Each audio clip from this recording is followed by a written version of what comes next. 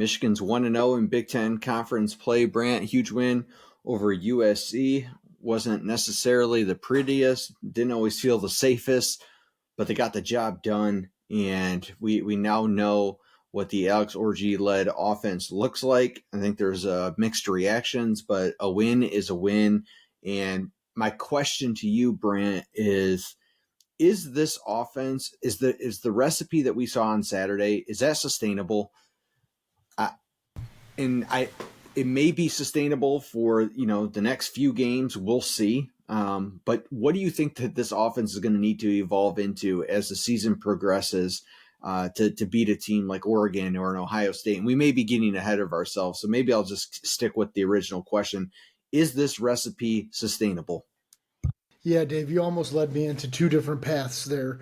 So sustainable, yeah, I think it is. I think if you are happy being 9-3 and you think that just being on the cut line of the playoff is sustainable, then this offense I think can surely do that. I think we're going to have some serious problems when we go to play Oregon, Ohio State, and Dave, I wanted to mention um, Illinois in this now has now become an issue. Indiana seems to now be an issue. And I know Minnesota kind of got their doors blown off at the end of the Iowa game, but they were up at halftime against Iowa. So not an easy game this weekend. I think as far as sustainability goes, Dave, we're going to have to do more of the bubble screen action. We're going to have to get the ball in the more of our playmakers' hands. You watched the end around with Frederick Moore and how smooth that was.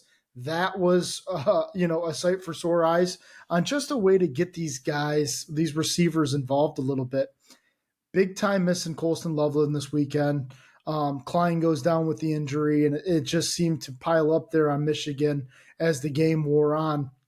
But as far as sustainability goes, Dave, I think that you can do this because the offensive line really started to ground and pound there as also that game wore on. And really in the first half, they took it to USC. And on the flip side of that, I know we haven't talked about the defense yet, but the defensive line ate that offensive line right up for USC and really was the difference in the game. I also want to give a shout out to Sharon Moore and Wink Martindale and just figuring out game plans that work for this team as opposed to, hey, I'm Wink Martindale, I'm going to blitz 60, 70% of the time. He did not blitz that much in that game. And the one time he did, what happened? They scored a touchdown. So it just goes to show you that, you can teach old dogs new tricks. And that's something that I think Wink is learning. And more zone is better for this team. And I think you saw that on Saturday. That was the difference in the ball game. Kahlil Mullings is the new face of this Michigan football team. I think that he has got to be the guy from here on out for the rest of the season. That's no slight to Donovan Edwards.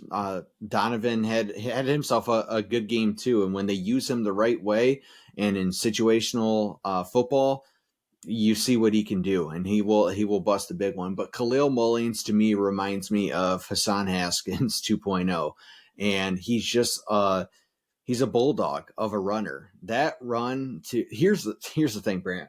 When we are down and we have almost 90 yards to go to bring that game or to go down, score, and win the football game, or to at least take the lead at that point, I'm like, there's no chance. Like, there's just no chance for us with the amount of time left on this clock and the fact that we can't throw the football that we are about to just run this thing all the way down the field. Well, what happened?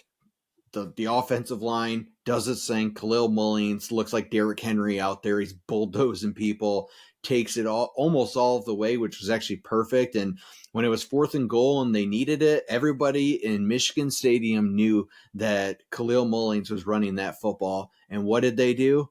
They ran the football on 4th and goal, and they pounded it in to take the lead there. And so that is Michigan football. Do I think it's sustainable? Yeah, I think that they can do that week in, week out. I don't think that that's going to be good enough to get it done this year. I don't think it's good enough to beat Oregon. I don't think it's good enough to beat Ohio State. And this is coming from the Michigan fan who's learned over the past few years. We don't need this offense to be something that's like an SEC brand of football or Big 12 offense. Like we're not an aired out team. I'm comfortable running the football, but you cannot be that one dimensional and beat big time teams. This offense is way too horizontal right now, and they're not vertical enough. They are not able to, and they tried it early on. Actually, they took some shots down the field and didn't connect. And I'm almost at a point where they've got to do that and hopefully connect on like one, maybe two of those in a game to at least keep the defense honest because, um, the game plan to figure out the Michigan offense is going to be pretty straightforward. And yes, you can overpower people, and it will work a lot of the time with this remaining schedule. But you name some teams, and I'll throw Michigan State in there as well. I know they didn't get it done against Boston College, but you're going to lose one of those games. If this is it, you will lose one of those games not named Oregon or Ohio State. And I'm pretty confident when I say that. And I hate to say that, but I think that we have not seen the best version of this offense yet. I still don't know enough about Alex Orji. I don't think he looks horrible throwing the football. Like, yeah, it's not great, but you know what? He didn't make like awful decisions, and he took care of the football. the I'm okay with it, but it does need to improve. Go ahead. You wanted to say something, then I want to hop into just my thoughts on the defense here and what you said about Wink Martindale. Yeah, Dave, I think it's important to remember that as a Michigan fan, the season was saved on Saturday. Not only do you probably miss the playoffs if you lose that game because it feels like you're going to lose to Oregon and Ohio State, but now if you do drop one of those games, say you drop Illinois, God forbid you drop to Minnesota this weekend, or something crazy happens, right? That we don't see coming. Well, maybe you can get that Oregon win, and that shuts it sets up the showdown against Ohio State at the end of the season, and the season's basically not over at the end of September. Huge win, huge resolve from all of these guys. And I think it kind of quiets a lot of the questions about Sharon Moore because if he can't get it done with this defense and this, I understand that the offense is a work in progress, but you got to win some games like this. You got to win ugly sometimes. You have to find a way to grind it out. And I think he pulled all the right strings playing Kahlil Mullings, after the Donovan fumble. Taking the ball out of the air, really relying on that offensive line, relying on this team's best at on offense. And I think Sharon Moore needs to get a ton of credit for this, man. And then I just think it's important to remember that the season was on the brink already. And it's refreshing to think like, yeah, I mean, we have another stumble, maybe two in us and still make the playoff. But certainly you're going to have to take care of business against teams that you should be if you want to make the playoff.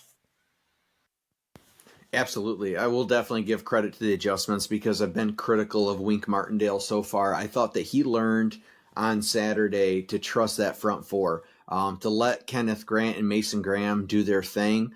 And Josiah Stewart made a return to Michigan football after like a dominant week one. He kind of, disappeared into the abyss, but he made a return, and that D line deserves a ton of credit.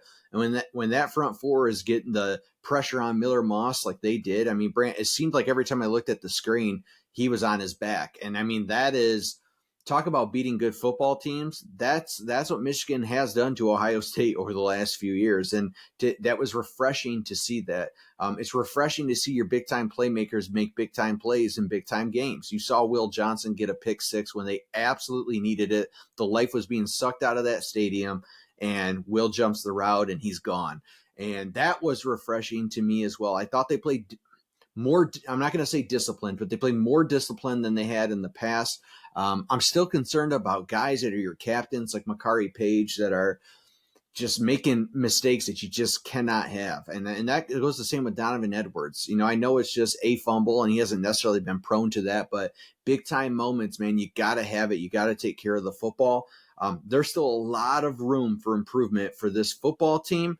They bring in Minnesota, this week before they head on the road to Washington before a bye week, and they got to get it done. But am I feeling more optimistic now that the season has been somewhat saved and they got this win? Yeah, absolutely. Go ahead, Brant. Dave, one thing before we wrap this is, you mentioned the captains, And who had the seal on the edge of the Kahlil Mullings 4th-and-goal touchdown?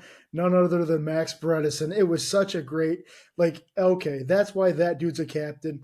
Just it ushers him into the end zone. A beautiful play by him. And you talked about Donovan with the fumble, Makari with the late rotation that they scored the touchdown on. It was visible for everybody to see, and you hope guys like that can step up. And Minnesota is going to be a step down in competition from USC.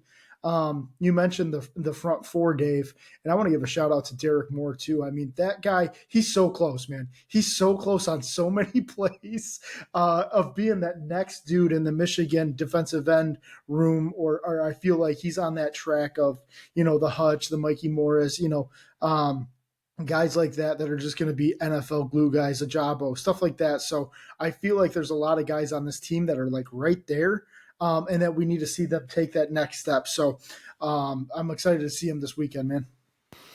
I am too. Hit that like, follow, subscribe button. Hop in the comments down below. What did you see from this Michigan team that gave you some hope this past Saturday? Do you believe in an Alex Orji-led offense? And is this thing going to be sustainable to at least have a chance to sniff the Big Ten and maybe sneak into the college football playoff this year?